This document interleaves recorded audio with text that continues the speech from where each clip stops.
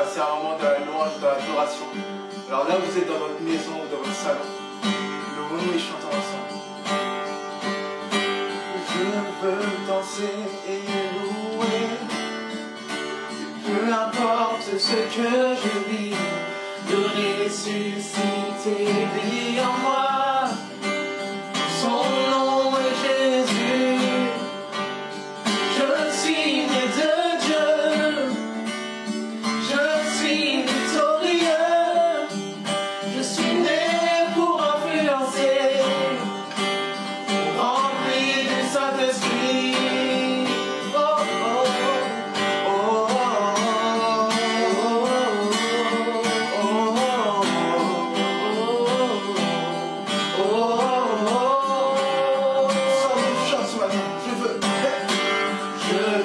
danser et louer.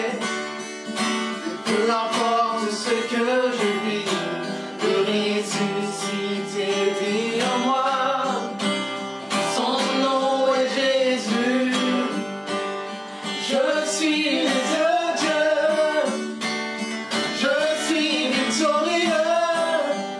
Je suis né pour influencer, rempli du Saint-Esprit.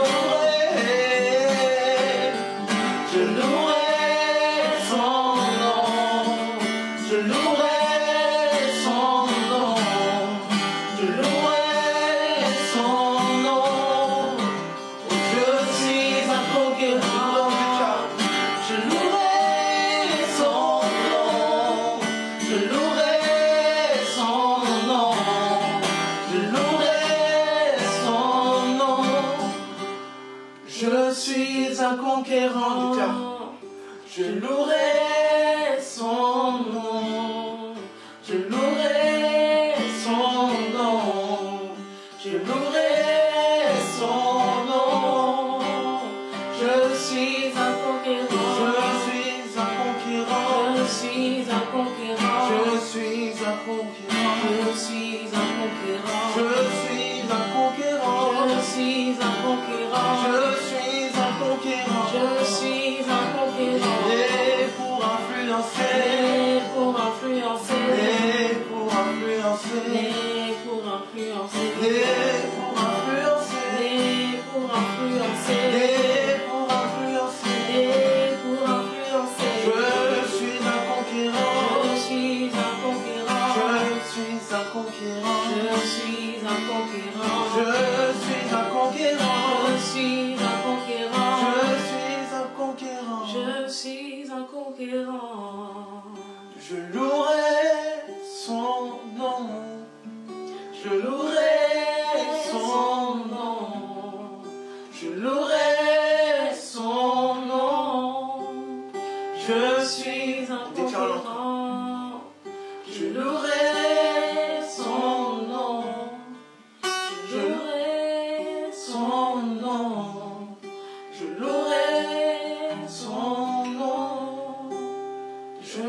suis un conquérant.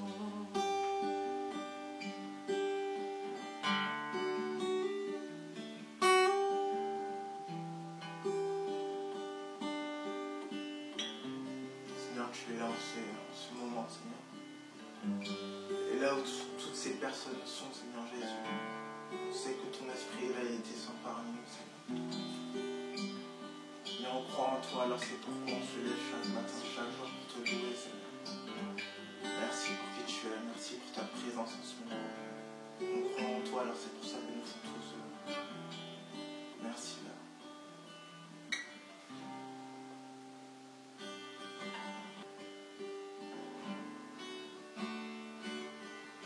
Quand il descend, oui, tout s'arrête, il y a transfert entre ciel et terre. Quand il descend, l'atmosphère change, il y a transfert entre ciel et terre. Quand il descend, oui, tout s'arrête, il y a transfert entre ciel et terre. Quand il descend, l'atmosphère change, il y a transfert entre ciel et terre. Quand il descend, oui, tout s'arrête, il y a transfert entre ciel et terre. Quand il descend, l'atmosphère change, il y a transfert entre ciel et terre. Le Saint-Esprit est là. Le Saint-Esprit, si tu crois est là. Le Saint-Esprit est là. Le Saint-Esprit est là. Le Saint-Esprit est là. Le Saint-Esprit est là. Les maladies s'enfuient, les aveugles voient, les paralytiques sautent de joie. Les stériles enfantent, les sourds entendent, par sa puissance, par sa puissance.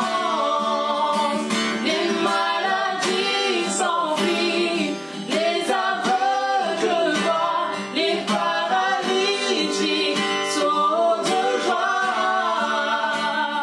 Les stériles enfantent, les sourds entendent, par sa puissance, par sa puissance.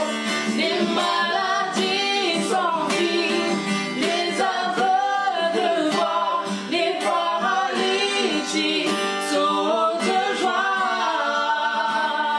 Les stériles enfantent, les sourds entendent, par sa puissance, par sa puissance. Quand il descend, et tout s'arrête, il y a transfert entre ciel et terre. Quand il descend, l'atmosphère change, il y a transfert entre ciel et terre. Le Saint-Esprit est là. Le Saint-Esprit est là. Le Saint-Esprit est là. Le Saint-Esprit est là. déclarons-le à la fois. Le Saint-Esprit est là. Le Saint-Esprit est là.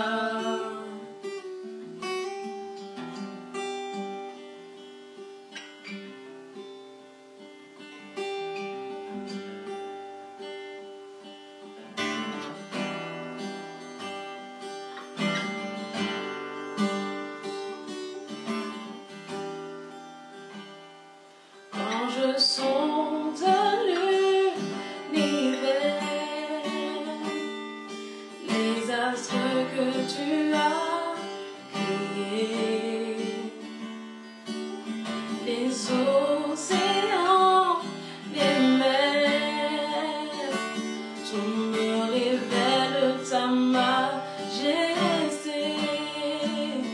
Alors mon âme veut s'écrier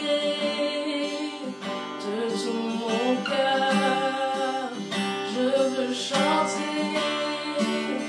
Oh Dieu, tu es infiniment grand, éternel puissant, roi majestueux. Oh Dieu, tu es infiniment grand, éternel puissant, roi majestueux.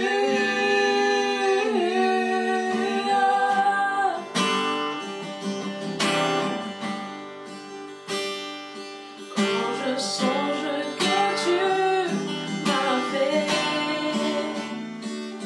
que tu t'es révélé à moi, que pour moi tu as tout créé, tout me révèle ta bonté. Alors mon âme veut s'écrier de tout mon cœur, je veux chanter. Alors mon âme veut s'écrier De tout mon cœur, je veux chanter. Oh Dieu, tu es infiniment grand, éternel puissant, roi majestueux. Oh Dieu, tu es infiniment grand, éternel puissant, roi majestueux. Oh Dieu, tu es infiniment grand, éternel puissant, roi majestueux. Oh Dieu, tu es infiniment grand, éternel puissant, roi majestueux.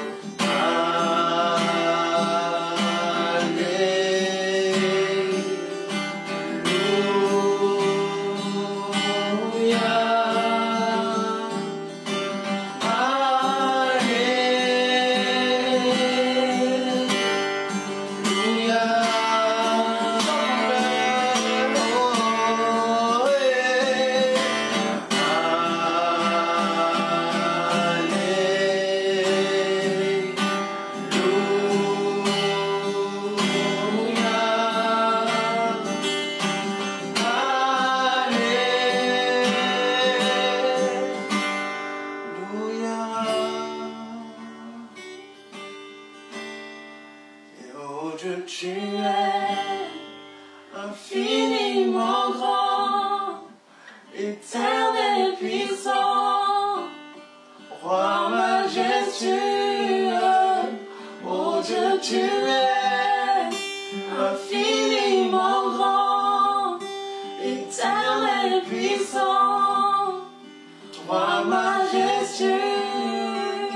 mon Dieu, tu es Infiniment grand, éternel puissant, roi majestueux.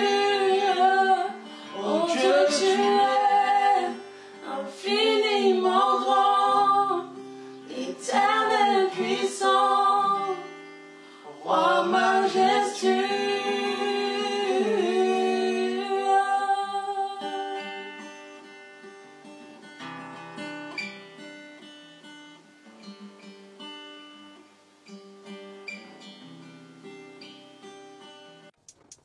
Bonjour, voici une courte vidéo pour expliquer comment faire un don aux églises Source de Vie. Le lien de ce site est en description. Tout d'abord, indiquez le montant de votre choix. Ensuite, cochez la première case pour nous indiquer si cela est une dîme, une offrande ou un don. Cliquez suivant. Afin de recevoir une confirmation de votre paiement, il est nécessaire de renseigner vos coordonnées et ils vous permettront de vous identifier et de vous adresser les reçus fiscaux. En descendant, cochez la deuxième case pour confirmer vos informations personnelles et cochez la première case pour recevoir des courriers électroniques de Source de Vie. Ensuite, cliquez sur Suivant. Choisissez votre mode de paiement. Par carte, indiquez vos coordonnées bancaires ou par prélèvement automatique. À la fin de cette étape, appuyez sur Faire un don.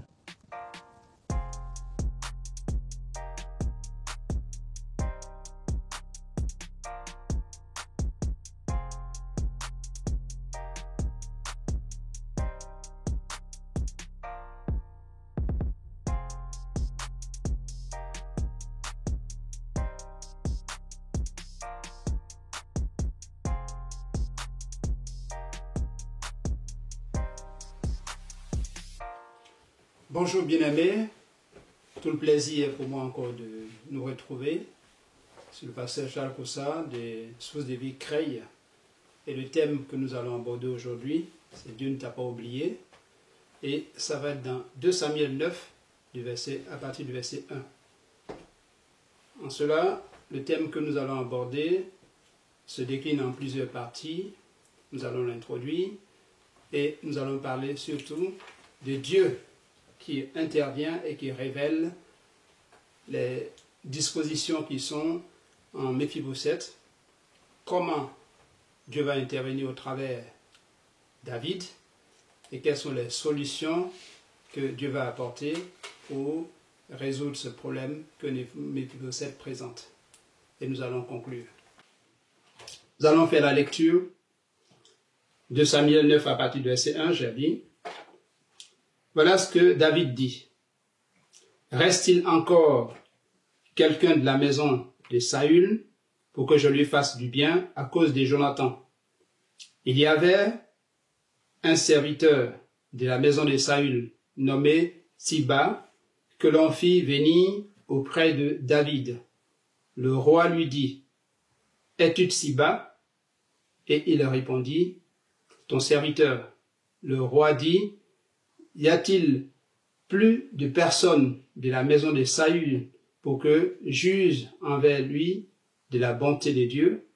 Et Siba répondit au roi, il y a encore un fils de Jonathan, pèque-lui des pieds. Le roi lui dit, où est-il? Et Siba répondit au roi, il est dans la maison de Maki, fils d'Amiel, à Lotbar. Le roi David l'envoya chercher dans la maison de Maki, fils d'Amiel, à Lotbar. Et Méphibosheth, fils de Jonathan, fils de Saül, vint auprès de David, tomba sur sa face et se prosterna. David dit, Méphibosheth, et il répondit, voici ton serviteur. David lui dit, ne crains point, car je veux te faire du bien à cause de Jonathan ton père. Je te rendrai toujours les terres de Saül ton père, et tu mangeras toujours à ma table. Il se prosterna et dit, qu'est-ce ton serviteur pour que tu regardes un chien mort tel que moi? Le roi appela Siba, serviteur de Saül, et lui dit, je donne au fils de ton maître tout ce qui appartenait à Saül et à toute sa maison. Tu cultiveras pour lui les terres, toi, tes fils et tes serviteurs, et tu feras les récoltes afin que le fils de ton maître ait du pain à manger. Et Méphibosheth, fils de ton maître, mangera toujours à ma table. Or, Siba avait 15 fils et 20 serviteurs.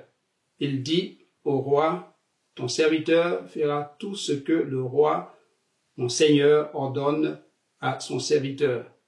Et Méphibosheth mangea à la table de David comme l'un des fils du roi. Méphibosheth avait un jeune fils nommé Mika, et tous ceux qui demeuraient dans la maison de Tsiba étaient serviteurs de Méphibosheth. Méphibosheth habitait à Jérusalem, car il mangeait tous les jours à la table du roi et il était boiteux des 2 pieds. Voilà la lecture que nous avons faite. Et dans cette pensée, nous comprenons que le Seigneur veut nous montrer des choses qui doivent nous enseigner. Aujourd'hui, dans l'actualité, nous comprenons que dans ce confinement, dans la situation que nous vivons, il y a beaucoup d'attentes, surtout dans cette société qui est individualiste, où il y a des valeurs essentielles qui reviennent, des valeurs telles que la solidarité, la sociabilité, le côté social, l'entraide, pour pouvoir ne citer que cela, ou encore la reconnaissance sociale, la reconnaissance professionnelle. On voit effectivement, comme dès qu'on a peu dit ça à chaque fois, les soignants et autres. Oui, nous comprenons que ces choses ne peuvent avoir plus de valeur que surtout si c'est avec Christ. Or, si c'est sans Christ, cela n'est pas pérenne, cela ne durera pas. Ainsi, nous voyons qu'il est important que Dieu soit associé à ces choses, Dieu soit mis au centre, Jésus soit mis au centre. Donc, il y a un besoin de surnaturel, un besoin de Dieu, un besoin que Christ soit au centre. Avec Méphibosheth, nous voyons que celui-là même dont ici le livre nous parle, il se voyait comme quelqu'un d'isolé, parce qu'effectivement, tout ce qui se passe actuellement, même s'il y a des valeurs, toutes les valeurs qu'on a citées viennent au centre, ceux qui sont solitaires restent plus solitaires, ceux qui sont pauvres deviennent plus pauvres, et Méphibosheth se sentait dans la solitude, il se sentait éloigné de tout, il se sentait oublié. Le titre nous dit effectivement, Dieu ne t'a pas oublié, mais lui il se sentait complètement oublié et rejeté par les circonstances. Dieu va intervenir parce que le Seigneur est souverain et il aime celui-là même qui est la descendance de son serviteur Saül.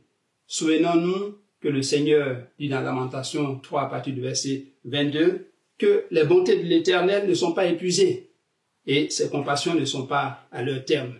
Et le Seigneur va se souvenir de Méphibosheth. De même que toi aussi, Dieu va se souvenir de toi. Quelles que soient les circonstances dans lesquelles tu es, si tu es chrétien, sache que Christ qui est en toi et le Saint-Esprit aussi fait son œuvre.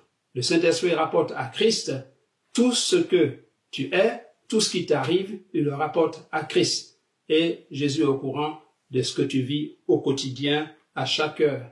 Donc tu peux crier Abba Père, il entend tes cris. Et comment Dieu va intervenir? Le Seigneur va révéler les blessures profondes, il va révéler les choses qui sont en Méphibosheth, parce qu'il se sent isolé, il se sent seul, il se sent sans secours. Or, Dieu veut effectivement qu'il ne reste pas dans cet état, il va révéler ce dont il souffre. Dans sa conversation avec David, dans sa communication avec David, le Seigneur va mettre en exergue la souffrance de Méphibosheth. Et quand il dira dans 2 Samuel 9 à partir du verset 8 qu'il est oublié, sa souffrance est telle que David ne doit pas le regarder, qu'il est comme un chien mort. Or, chien mort, en hébreu, chien c'est Kéleb, et c'est un chien avili, c'est un chien méprisable, c'est un chien sans considération. Et la Bible nous révèle qu'effectivement, que la vie et la mort sont au pouvoir de la langue, dans Proverbe 18 à partir du verset 21, et lui-même, il se nomme chien mort. Et toute sa vie, nous voyons qu'il a été prostré, il a été dans des souffrances, son état n'a pas aussi changé autant que ça jusqu'à l'arrivée de David. C'est aussi peut-être ta situation où aujourd'hui, si tu ne connais pas le Seigneur, tu peux t'appeler prostituée, tu peux t'appeler addict, tu peux t'appeler de tous les noms.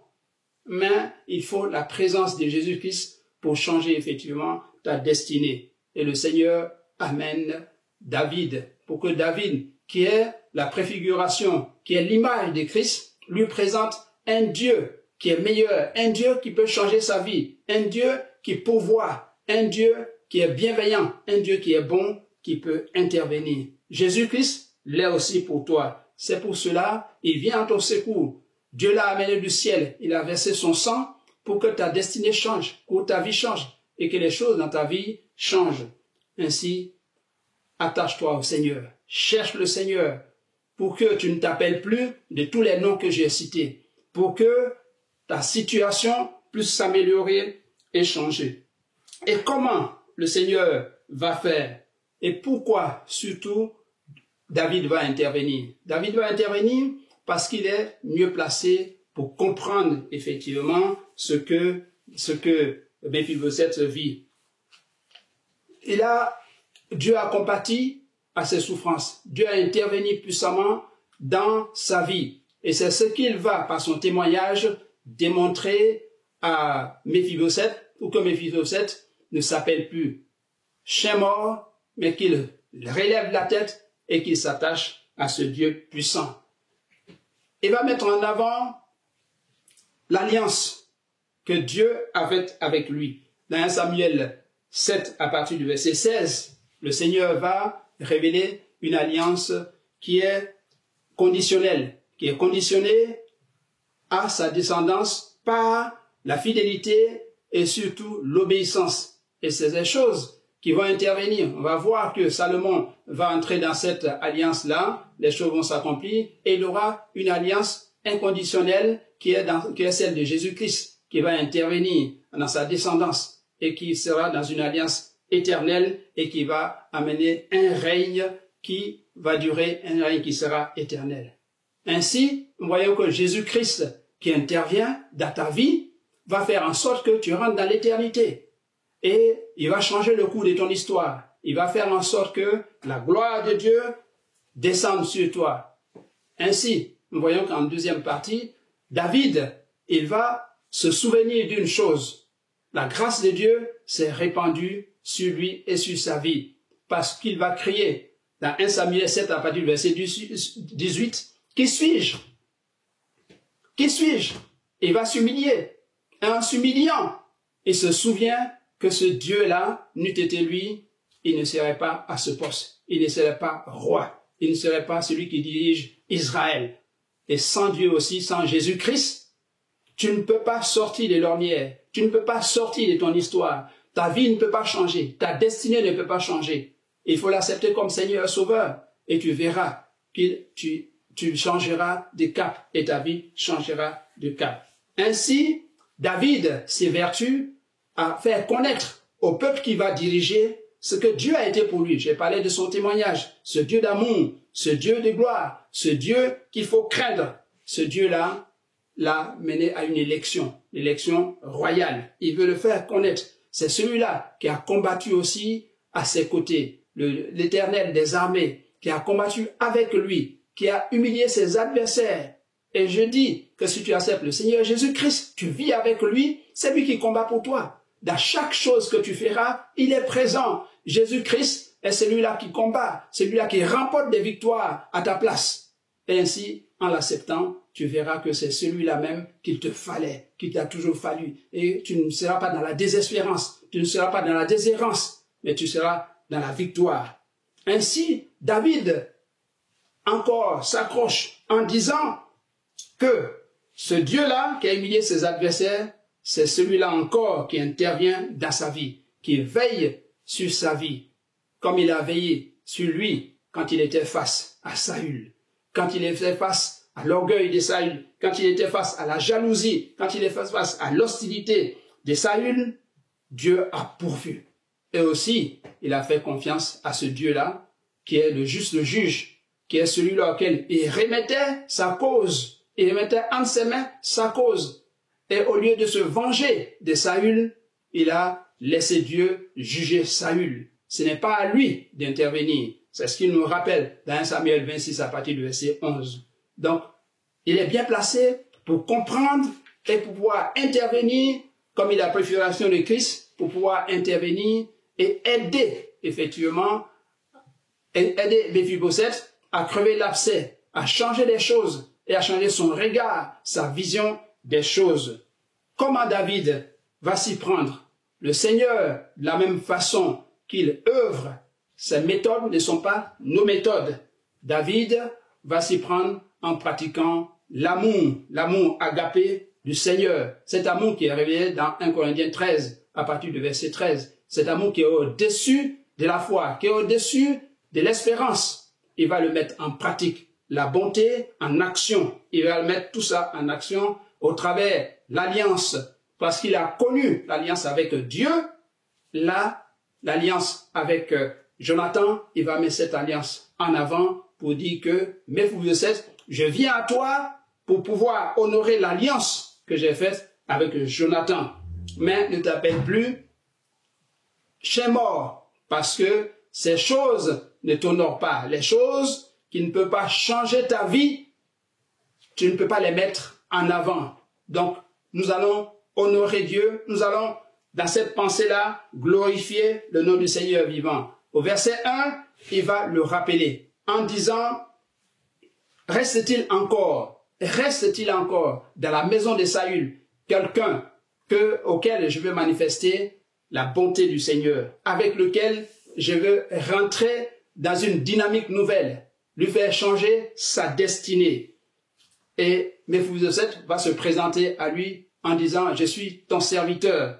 Mais cela ne suffit pas, parce que Méphibosheth avait en lui cette douleur, cette souffrance, et il devait prendre conscience. Il devait faire en sorte qu'il fasse le bilan de sa vie. Il fait en sorte qu'il fasse une introspection pour pouvoir changer les choses. Ce que Dieu veut aussi, c'est que toi tu puisses prendre conscience, que vous puissiez prendre conscience pour pouvoir changer les choses, changer le cours de l'histoire, faire un bilan et mettre à nu les choses qu'il faut pour que la gloire revienne au Seigneur et que la repentance soit la clé de voûte de la chose. Siba va intervenir en disant, oui, je connais quelqu'un de sa descendance. Il est percu des pieds. Il va insister sur les défauts. Il va insister, même quand Méphibosheth viendra, il va se traiter de chien battu, quelqu'un de percu des pieds, quelqu'un qui est indésirable, quelqu'un dont on ne doit pas avoir le regard sur lui. Et le Seigneur, au travers David, il ne va pas regarder à ses faiblesses. Il ne va pas regarder à ces choses.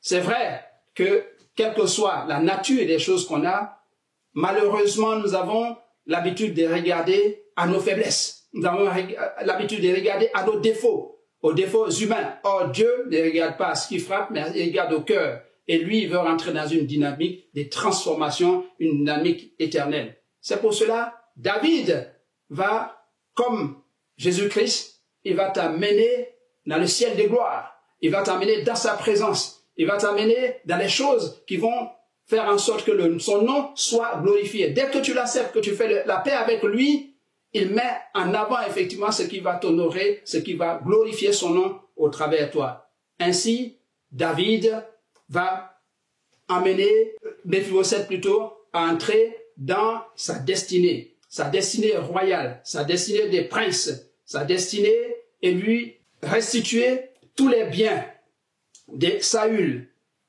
Pour toi, quand tu étais encore avec l'adversaire, il t'a dépouillé de tout ce qui pouvait t'amener dans la royauté. Le Seigneur Jésus-Christ va te restituer toutes ces bénédictions que l'ennemi t'a arrachées. L'ennemi t'a enlevé. Le joug dans lequel tu étais, le Seigneur va intervenir pour t'enlever ce joug et te faire entrer dans le ciel de gloire et te mettre des habits royaux sur toi. Ainsi, tu ne seras plus esclave, mais tu seras désormais celui qui aura la vision de l'aigle, celui qui partira plus loin avec le Seigneur Jésus-Christ. Ce que David va faire encore, il va le faire asseoir à sa table. Il va le faire participer aux repas royaux. Il va faire en sorte qu'il y ait encore des serviteurs. Siba, ses 15 fils et tous ses serviteurs seront à son service. Et ce qui va se passer encore, David va l'amener à Jérusalem. Ainsi nous entrerons dans le ciel de gloire avec Jésus-Christ. Nous serons de ceux-là qui seront non seulement son épouse et qui auront les habits de fête et qui rentreront encore dans le ciel de gloire, nous serons couronnés. Quelle bénédiction! Le Seigneur ne nous abandonne pas. C'est cela que David voulait faire vivre à Méphibosheth. Et Dieu va nous dire dans Ésaïe 49, à partir du verset 15, même si la femme qui allaite son enfant, même si la femme qui a accouché son enfant, qui est le fruit de ses entrailles, venait l'abandonner, Dieu ne nous abandonnera jamais à cause de cette alliance avec Christ. À cause du fait que nous avons la grâce de Dieu sur nous, nous vivons la plénitude avec le Seigneur, il ne nous abandonnera jamais. C'est pourquoi dans Jérémie 29 à partir du verset 11, il dit que je connais les projets. Lui, il connaît les projets. Il connaît ce qu'il a formulé sur ta vie. Il connaît exactement où il va t'amener. Ce n'est pas des projets de malheur, mais c'est des projets de bénédiction, de joie éternelle qu'il a promis pour toi. Et ainsi, tu peux rentrer en cela. Au lieu de pouvoir, je dirais, t'appesantir sur ton sort, au lieu d'être malheureux, au lieu de pouvoir être dans des situations pas faciles, tu peux à cet instant croire que Dieu peut t'amener plus loin, il peut t'amener dans le ciel de gloire. Ainsi, il est important de faire le point de ta vie, de faire le bilan de ta vie et de veiller surtout à ce que les ennemis de ta destinée ne puissent pas s'opposer à ce que tu puisses entrer dans ta destinée. Et ton premier ennemi peut être toi-même. Donc il faut travailler à la fermeté, à ce que tu sois attaché à Christ, à pouvoir demeurer fidèle au Seigneur et ne pas promener des regards inquiets, être dans la victoire du Seigneur. Le deuxième élément, c'est surtout ne pas te laisser séduire par les choses terrestres. Et d'autres choses encore peuvent intervenir. C'est à toi de faire ta part, de veiller, de faire en sorte que la gloire de Dieu se manifeste dans ta vie et de pouvoir rentrer dans tout ce que Dieu a promis parce qu'il est le Dieu vainqueur, il est le Dieu puissant qui t'aime. Bien-aimés, nous avons écouté ce message, nous avons suivi ce message. Si cela a parlé à ton cœur, si cela a fait en sorte que tu prennes des décisions pour ta destinée et que tu ne puisses pas regarder à tes faiblesses comme Méphibosheth regardait à ses faiblesses, si tu as compris qu'il faut faire des choix importants pour ta vie, nous allons prier pour toi pour que vraiment tu puisses marcher avec le Seigneur et que tu puisses grandir avec lui, tu puisses faire en sorte que lui, son nom soit désormais dans ta vie. Nous allons prier ensemble pour toi. Seigneur mon Dieu, merci parce que tu es le même, tu n'as point changé, tu es celui-là qui dit et les choses s'accomplissent, tu es celui-là qui change la destinée, tu es celui-là qui œuvre et qui émet les conditions afin que la gloire te revienne. Cette âme qui vient de se décider pour pouvoir te suivre ou pouvoir se repentir, pouvoir se réconcilier avec toi, aie pitié d'elle, ramène le Seigneur au devant, la source de ta victoire et glorifie ton nom. Merci pour cela, dans notre Fils Jésus. Amen. Dieu bénisse tous ceux qui ont assisté à ce culte, vous qui êtes les nouvelles personnes, soyez encouragés et n'oubliez pas de vous abonner pour pouvoir recevoir les vidéos. Que Dieu vous bénisse et à la semaine prochaine.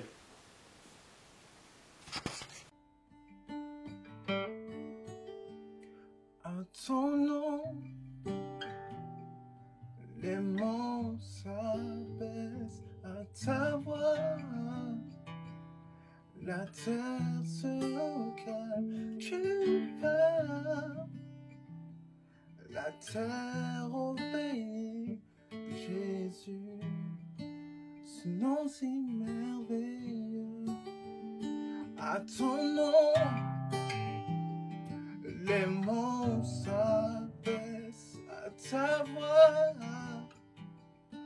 La terre se calme, crie pas.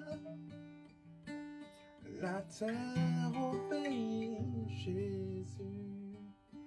Ce nom si merveilleux. À ton nom, les monts s'abaissent. À ta voix, la terre se calme, tu parles. La mer obéit, Jésus, ce nom si merveilleux. Sauveur, divin créateur sous tes ailes. Oui, je n'ai plus peur. Réconfort, mon libérateur Jésus. Ce nom si merveilleux. Sauveur, divin créateur sous tes ailes. Mais je n'ai plus peur.